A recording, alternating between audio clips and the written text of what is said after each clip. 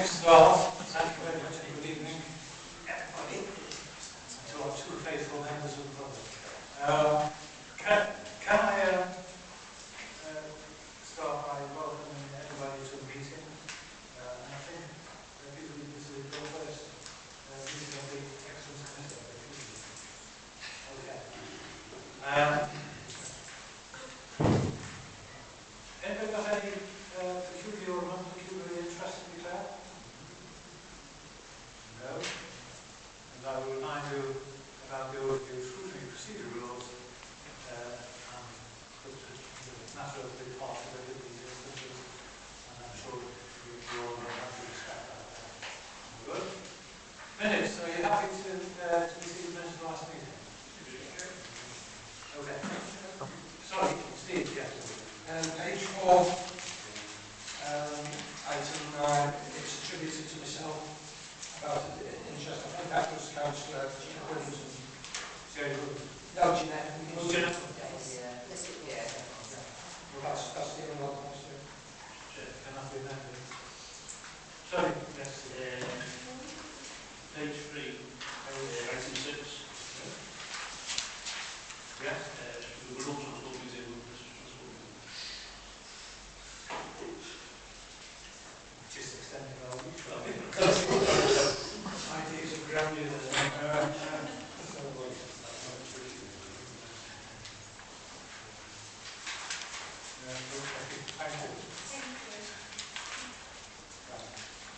Item 3 is the Wirral Improvement Plan. Can I invite the owner, Johnson, is there a copy of it?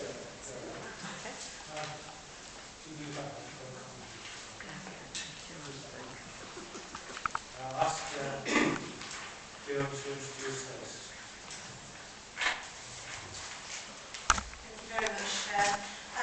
The improvement plan is, as described in the report, the way in which we're hoping to make progress in tackling some of the governance issues and other practical issues that we need to do to improve the way that the Council operates. As an improvement plan, it has been to the Improvement Board, which was set up in collaboration with the Local Government Association, and to Cabinet, and it was agreed there. And in line with the proposals that there should be an assurance process linked to the plan, it was felt very strongly that this particular committee, Scrutiny Committee, would have an interest in assuring that the plan was being delivered and making sure that we were making progress in effecting the kind of change that I think we all want to see in Wirral. Bringing it here tonight, I hope you might be able to give me some feedback on two aspects. One, if there are any questions or comments particularly around the plan that you'd like some further clarity on.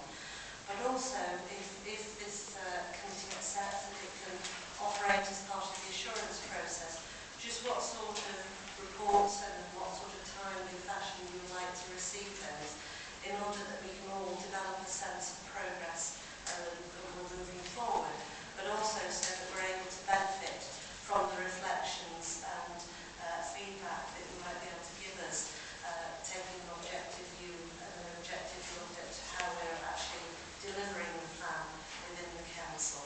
So, Chair, with that very relatively brief introduction, I'd perhaps like to hand back to you so if there are any comments or feedback. Thank you. Can I say, I think the important page here, in many respects, is page 14, showing the pyramid, which is the insurance side. Now, you'll see at the bottom there, Council Excellence Scrutiny. It doesn't because we're an afterthought, because if you look at page, the following page, you'll see, sorry, the preceding page, page 13, where it outlines Cabinet Improvement and Governance, Improvement Board, Council Excellence. Council Excellence says to review progress and provide scrutiny of improvement activity. And of course, everything above program is in fact engaged in that process. And in fact, we do in fact go back to the programme delivery release on the page containing all the progress. And of course, we wish to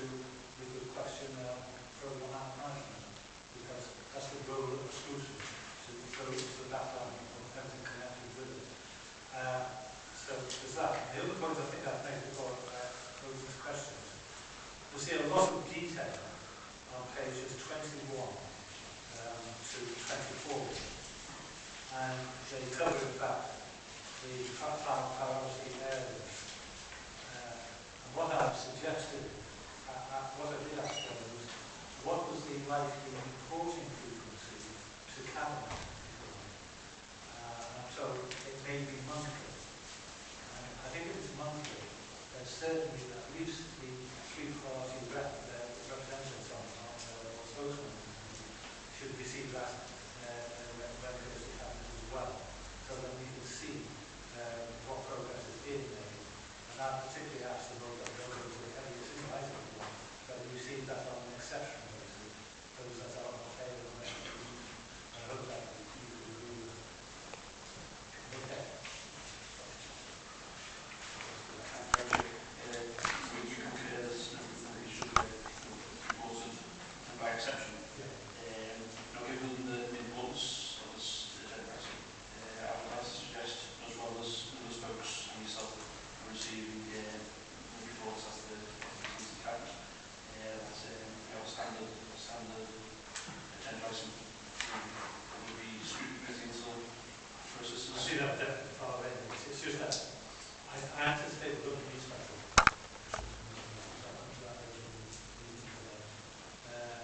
But normally speaking, you know, it's a client meeting per year, which is even less than 2 months a year. But I agree, I think it should have momentum. As well as the reports as the I'm always conscious that I'm doing a huge hole for myself. So I'll ask a question which there may be an answer, which something probably haven't done anything about it because I'm just not diligent enough.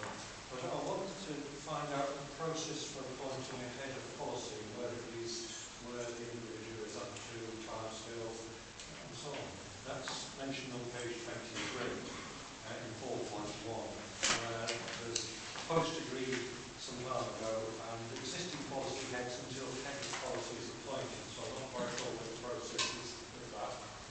Can we take any points one by one? Yes, that was great. Well, thanks very much. Okay, in terms of that process, in the report on the restructure, which the Chief Executive took to Cabinet very recently, I've realised that I was given responsibility for policy and performance. And in that role, I wanted to review the structure within the policy unit, and it was agreed at that Cabinet meeting further that there should be a head of policy role. That role hasn't been appointed to yet, nor have the interviews been set up. What I wanted to do was to make sure I understood the role and remit that that person would need to undertake. And so I'm in the process of drafting a job description. Once that's been sorted, then we'll go out to post.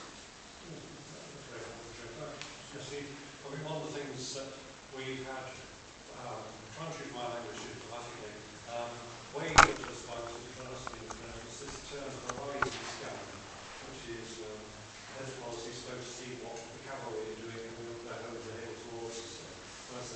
See what issues are going on. I thought that was part of it, so that was possibility. And the second query was 2.2, page 23, in Article 2. 2.2, in the middle column, success criteria, talks about dashboard reporting in place. If anyone can explain to me all the wonderful terms, I'd be most grateful. Page 23, Chair. Yeah. Second column from, or third column, really. Oh, this one, yeah. Yeah. Oh, is One that label success criteria. Oh, yes, I've Under got it. target 2, 2.2, which is just up from the bottom. Sent a note saying dashboard reporting in place. I don't know. Just work in my car. What's intended? I'd be grateful. Thank you. I'm going to continue the car analogy because I only get lost in this hour. But essentially, what we're describing is a way of capturing some key indicators of performance. And what we tend to do is call that a dashboard of information that you look at, that you should be able to see quite simply what areas of work are progressing well, what are perhaps being delayed, and what aren't delivering to target. That's known as a dashboard. It's just a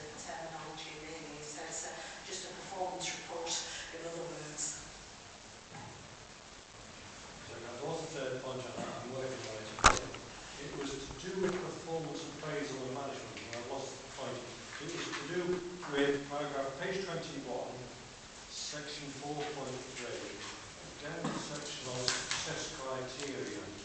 So 4.3, third box across, values and behaviours embedded across the organisation and are adhered to by the staff, evidence through performance appraisal. This one was much an HR thing. There was an issue in the past that staff didn't have the issues exchanged. There's only a certain amount we've worked through, and it's the time scale for that. When we're busy fighting fires, we might not get round to it. So it's a question of what is the programme for getting everyone on board.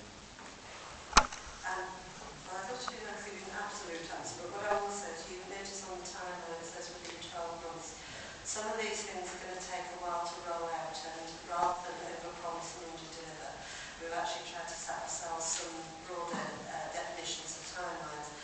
That piece of work is going to be brought together by the Organisational Development Manager, but I would be happy to bring back a report detailing the timeline, because there'll be detail underneath that, so to actually give you a correct answer would be a little difficult to see. Thank you very much. Thank you, Chair. Page 21, 4.1. Objectives talk about what the plan is set of single set of values and behaviours to be expected by the law. What sanctions and pros and numbers do you propose sign up to for adherence to those standards and values? And also will be channels where the staff to if all the members being enforcement plan. One of these that I might ask Sergio to come in on one of these things, but just to say there is a piece of work being developed around a code of behaviour practice. It's not in place at the moment, but it will include, I think, mechanisms for people being able to, on either way, say whether they're unhappy with the behaviour of either an officer or a member. Sergio, Through Chair, in essence, the work that's envisaged here is really to set out and define the culture and behaviour that the organisation wants to embed and see demonstrated. Clearly, in relation to matters that where an officer, for example, fails to or falls short of that standard, then there are policies and procedures in place to deal with matters that affect officers.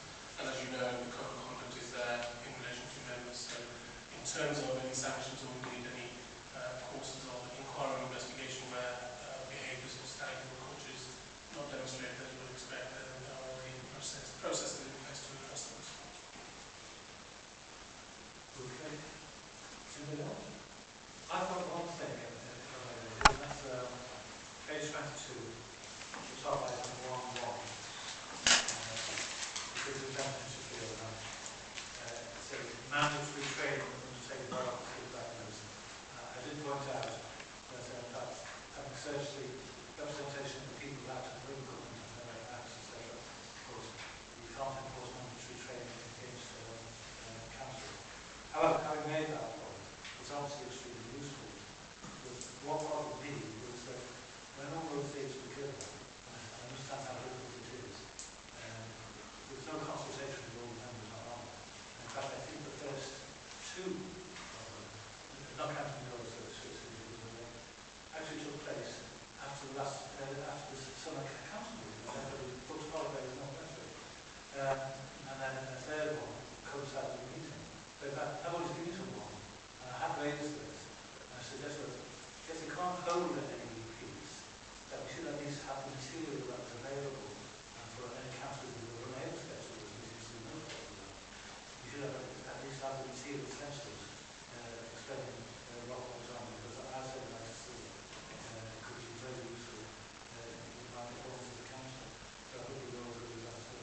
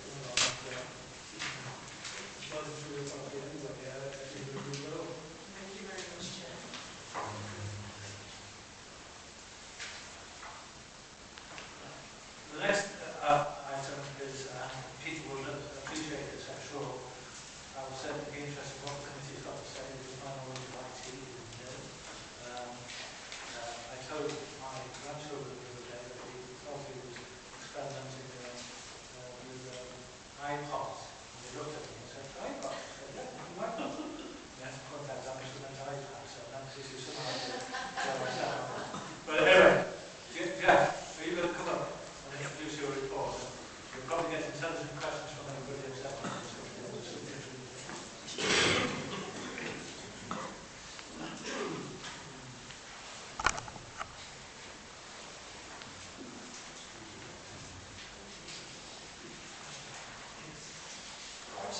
This is a report that was specifically requested by Council Excellence, to be delivered as a discussion document regarding the ICT strategy.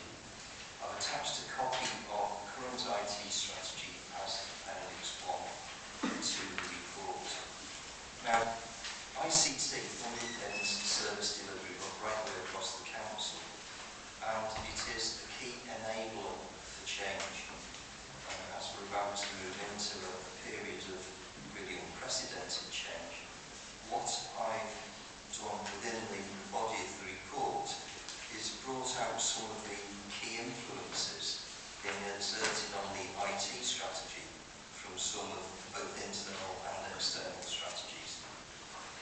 The UK government has developed an ICT strategy of its own that will cut across the whole of the UK public sector.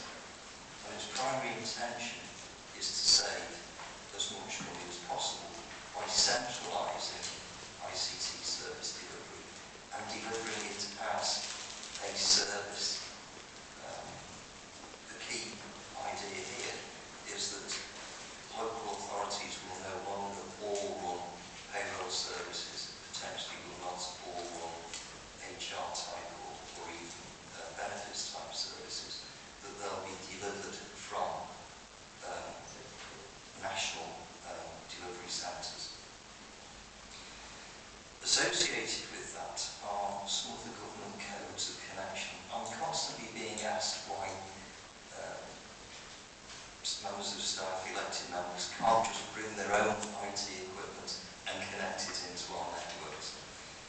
Basically, the government produces a code of connection that's overseen by CESG, the government body that looks after information assurance, and that precludes direct connection of any personal devices into the council network because the council network is also connected to the government network.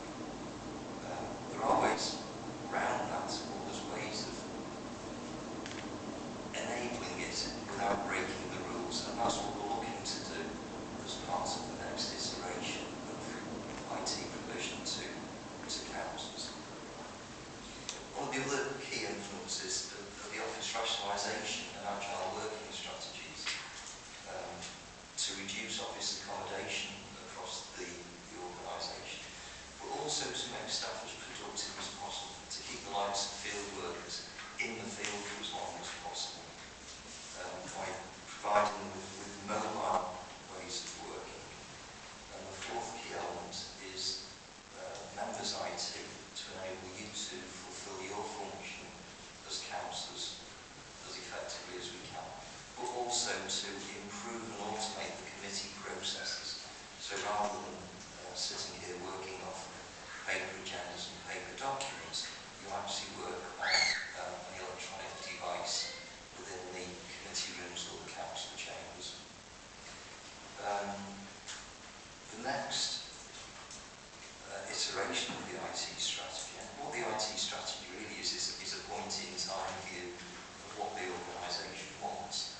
The next iteration is due to be presented in January. It says in the report November, but that's been changed to allow the organisation to get a better view as to where we stand in terms of finances, but also what's likely to happen in terms of service reduction. So, as I say, it's there as a discussion document. I think I welcome views of members for input into the next strategy document. And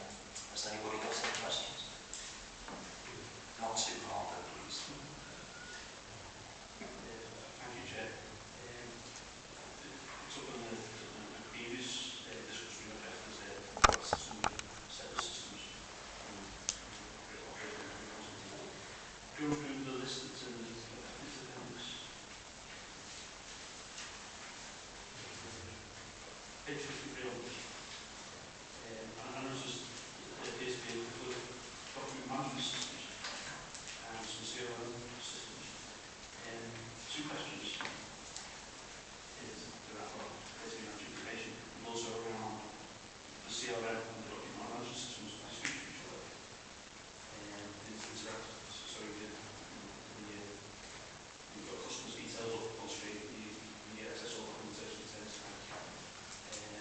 I'm interested in how much duplication is within the reports. In terms of CRM, there's very little duplication. There is one corporate CRM system. Document management, we're effectively running with two systems. There is some rationale behind that. Going back about 10 years, we introduced document management into revenues and benefits, and that was extended into the pension fund. Now, there's been a tremendous amount of work done to develop those systems over time. And what the document management systems do is manage the delivery of work to processes. So a benefits fund, for example, will come into the council, it's imaged, it's copied into the document management system, and that then is passed around the processes electronically. So it's passed on to a processing clerk, it's passed on to reviewers, etc. electronically. So the whole process is managed electronically. When the council went out to tender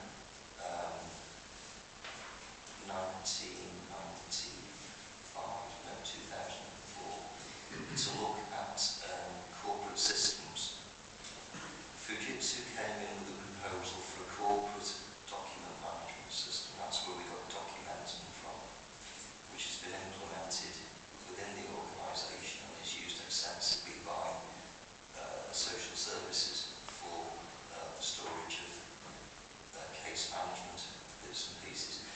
It would have been daft at that stage to have thrown away 12 years' worth of work in the revenues and benefits and pensions end of things, and insist that they use the corporate system. From here on in, most services, wherever possible, will move on to the corporate system.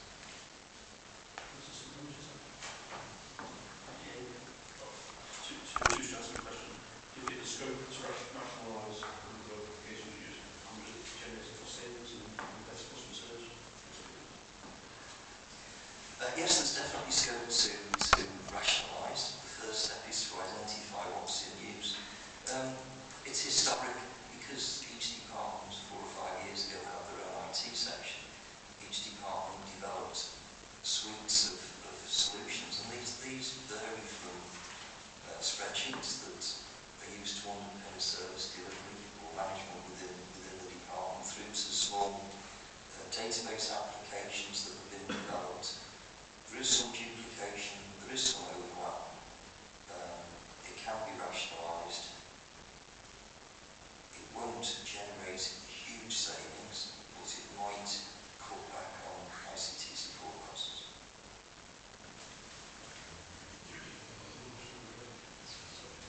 I'm interested in arrangements you've got in place for disaster recovery, data centres, We run 2 data centres, both of them located in the Treasury complex. One's on the first floor of the Treasury building, the second one is at the far end of the what we call the Link building. It's in the basement of the old tower block. If, for example, one of our major systems for end of housing benefits failed in one of the data centres, it would automatically fail over to the other data centre. So effectively all of the data is mirrored between the 2 data centres.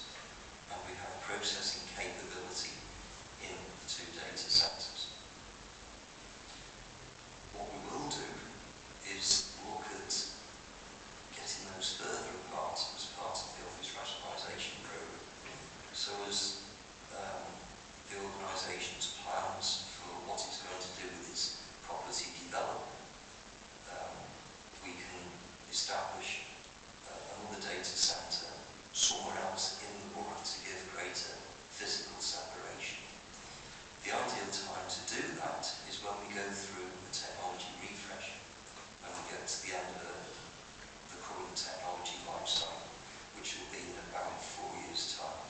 We couldn't really decommission the servers that are in one of those data centres and decommission the associated electronic storage without seriously disrupting service. It would take a week to move them. You'd be without service in some areas for a week.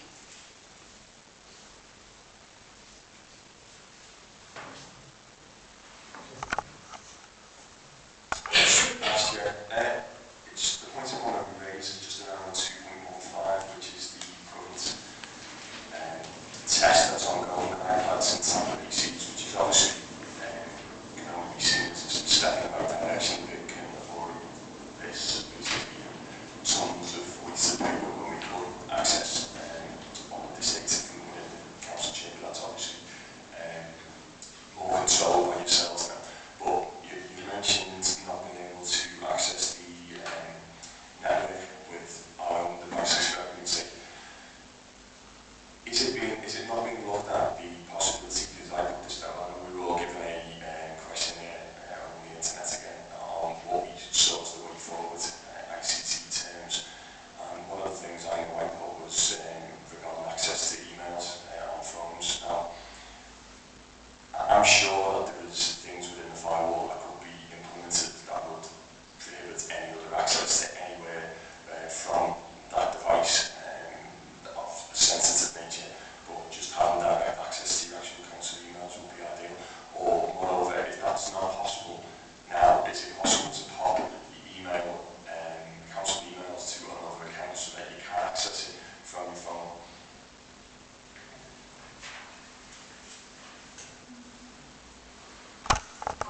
It's not straightforward. It can be done, but what needs to be done is another layer is effectively put into the network. So sitting between the firewall and the internet, we need what's termed a demilitarized zone. It's like a halfway house. And your personal device would connect to services in that demilitarized zone, which then communicate with services on the secure side of the network. So your device never ever connects to the secure network. It communicates to the DMZ, the demilitarized zone, and the devices in the DMZ come into the secure network, pick up the data that you need, and then pass it back out to your device that's typically connected via the internet. And that's something that we're certainly looking at for the next iteration of members of IT. It's something that we're looking at for possibly even members of staff using their own devices for specific bits of work. It's already in place for email, so you can pick up email from any device anywhere in the world using a council key fob. And the way that works is, again, there's technology installed in a demilitarized zone that you communicate with to do that. Once we get the security setups in place for mobile phones, then we can roll that out through mobile phones as well. So it is on its way, it just isn't there yet. The one point I would make, if you are accessing email using Outlook web access from an internet cafe or whatever, you have to be very careful that you don't leave information on that device. If you go into an internet cafe, you're not in control of the software that's installed on the computer. It can be sitting there quite happily recording everything you do. If you bring an email attachment down to that device and open it, then that attachment can be recorded on that device. Some of these security issues are very real. So, yeah, by all means do it, but please be careful. Yeah, I mean, I do actually use the phone. I did use it today, and I was at 12 o'clock, and I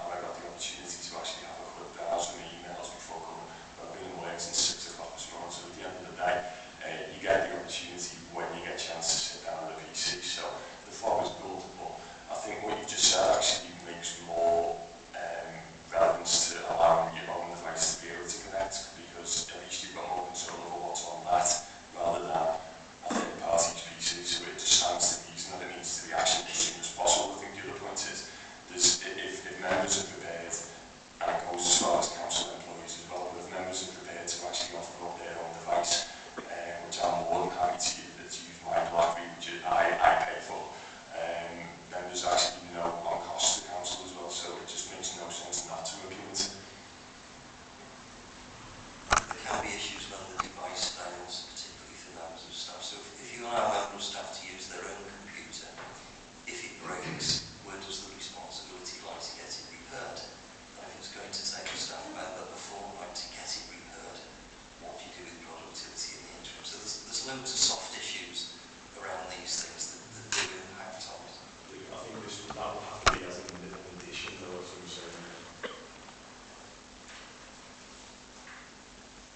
Well, I'll work through these as best I can. I'm interested in money. What I'm interested in is what is a business case? Because business cases in the current report and in the Wirral report that's attached, about things have to be justified as stuff in terms of business case. But what's in a business case? Is the cost of machines, is the cost of time to use it, is the office space, the cost for an employee, say 1,500 quid a year, space around somebody who might save, or speed of transmission makes us do something quicker. What's actually in a business case? What the business case does is details what's trying to be achieved. So what's the outcome of this going to be? What are all the costs associated with it? What are the benefits? What are the potential returns on investment? And that could either be in terms of service improvement or savings. And rather than implement IT for IT's sake, what the business case does is justifies why IT is being implemented. And as I say, what it should do is define what the return on investment is going to be for the organisation.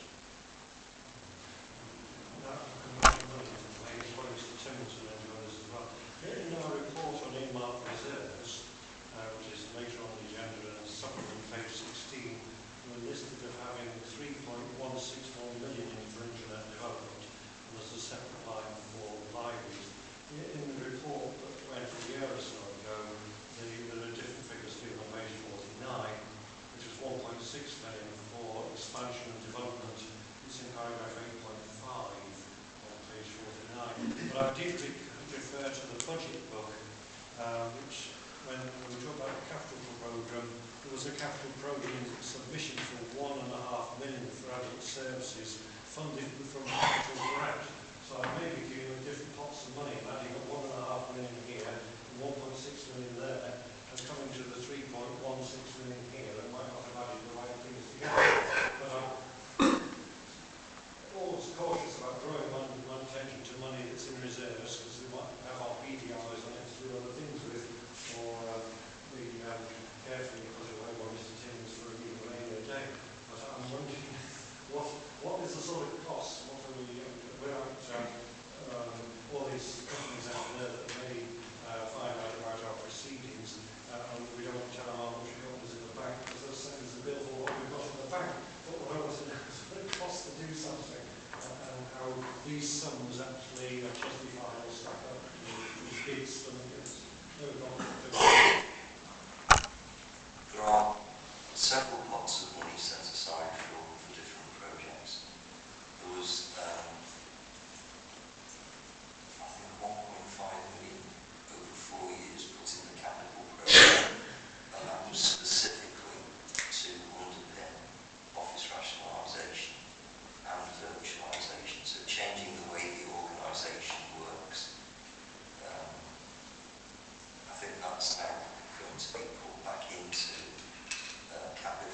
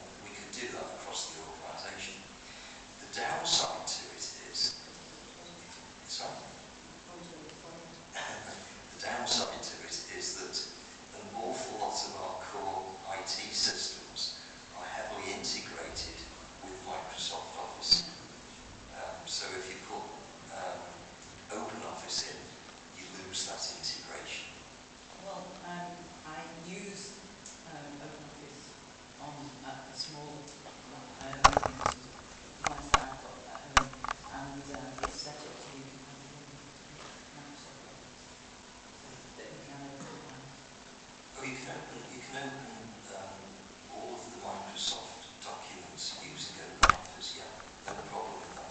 It's the integration. It's what happens with the integration is the large applications, say for example, the revenues and benefits application will produce the likes of standard letters directly into Microsoft Office, and it won't do the same with OpenOffice, so that there just isn't any integration between the two products. We could run a mixed economy. There's no reason why we can't run open source across parts of the organisation and Microsoft Office where we have got that level of integration. So given we're in a situation where we're looking to take every 18 into compliance, then is that not possible? Yeah, it is. I covered it in the report in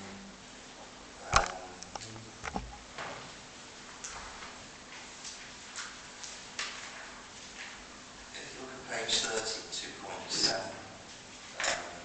we're actually going to go through a review between now and 2014 of all of our Microsoft stuff. Right. Okay, thank you. Right, could I ask you a follow-up from that then? If you're using the key fob, so you're accessing your emails, you can't open certain emails if you're in an office, even though you downloaded your Office Start, I think, what does it? Because some of your files must be still in the Word settings. It's EAS forms, you can't open whatever you do, and David Wallace has been out of the English, you can't. So with all those go, all those very old systems, because it must be old, it's using Word, Works and stuff, would they all go in the new setting? We don't use Works in the council. Would you use something that can't be opened on Office? Always. I have emailed in to you about it. You won't have got them, but I've emailed them a number of times saying you can't open this one, you can't open this one. You have to send them back to me in a different format. If you send me some details of what it is you're trying to do.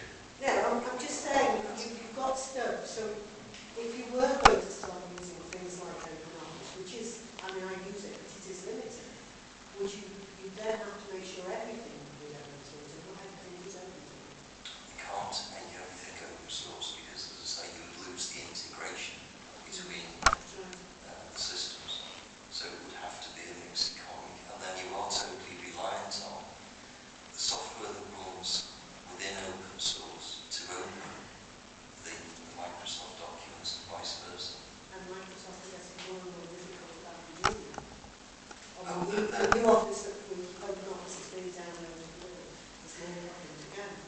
So we've got to be careful on it, because Microsoft don't like people using it. Obviously do it. No, they don't, and open source will always be 2 steps behind. So when Microsoft release Office 2010, for example, it will take the open source developers 6, 8, 12 months to develop the software that will read those documents. It isn't straightforward, but it's a trade-off. It's a trade-off between functionality and cost. If the objective of this is to save as much as we possibly can, then there will be some inconvenience associated with it. Steve? While talking about open source, page 65, the bottom 2 line you're referring to the end of life of Windows XP in 2003. On section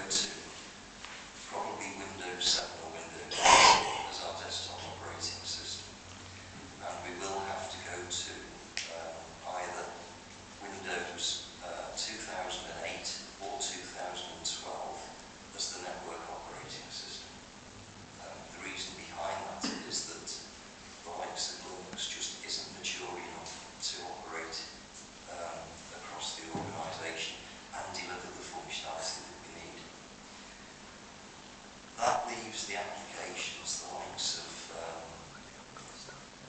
the Office software and the email type software, Exchange and Outlook. In those areas, certainly open source is a viable solution, as is some of the cloud services, the likes of Google Apps or Office 365, which is delivered as software as a service over the internet. And that's the route we're pursuing at the moment.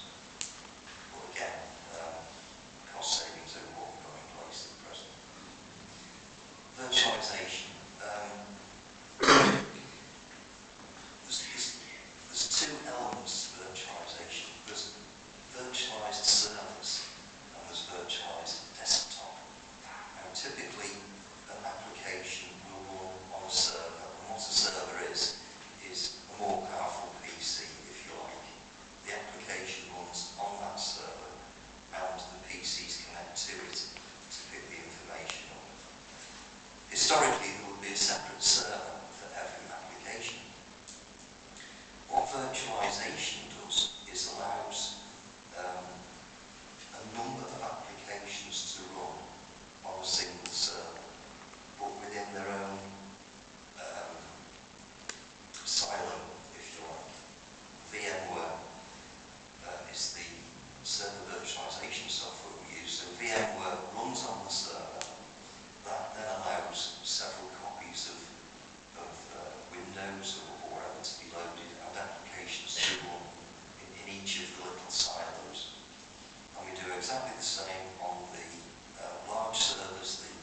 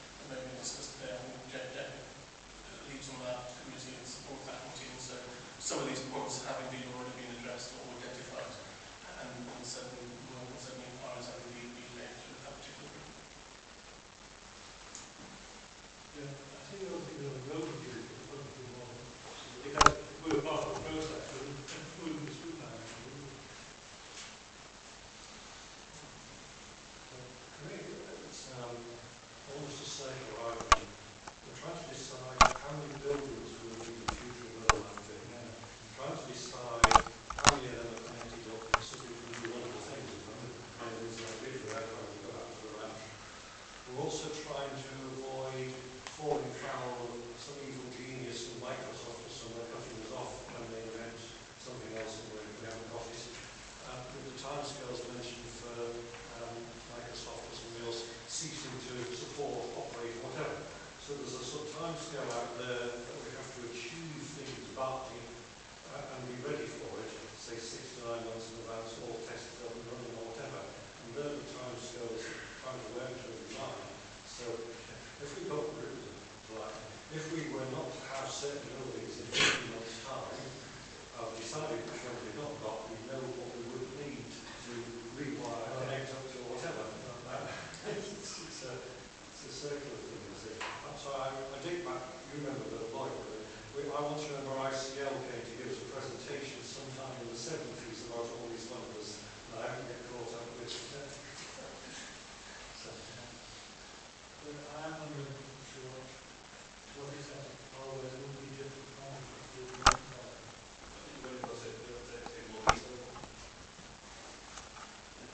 Just think about the present performance of this. That's something different hardware, The members' group statement is that it's looking at members' group go make recommendations for the refresh. yeah. But I'm thinking that's only tiny part of the ICC strategy. And I think it's key. The ICC strategy is key because there's the level of the office rationalisation. And that could also drive forward efficiency within the organisation. There's any reason why we shouldn't.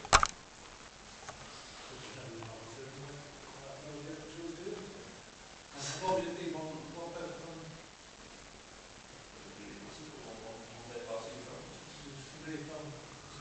Steve was there about it, you blow this one, would we agree to those three?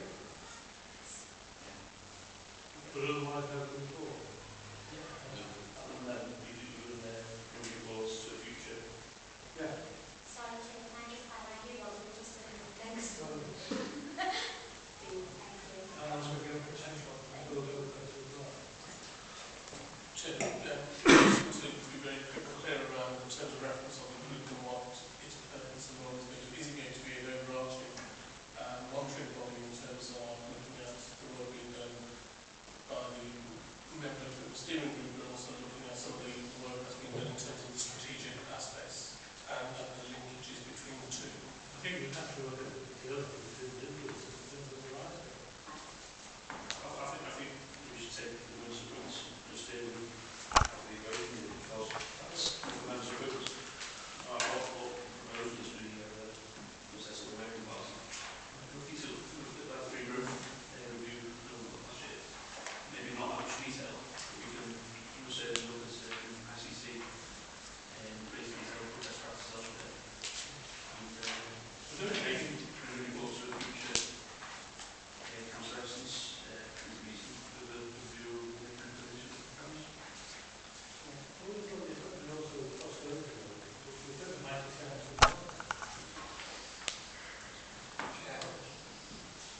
I think if we could work out more of the infrastructure and liaising with the health department on the infrastructure rather than the actual equipment that allows that would just be a sabotage. Can I suggest that we would have a preliminary meeting with Carol and see what would be suitable terms of reference and then hold the meeting and report back to our next meeting? Not this one. Well, usually. Well, agreed. I might paraphrase or ahead. I know wiser but better informed.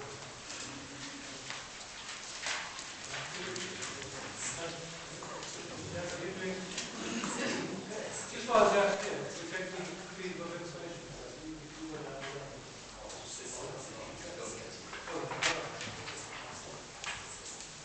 With natural release.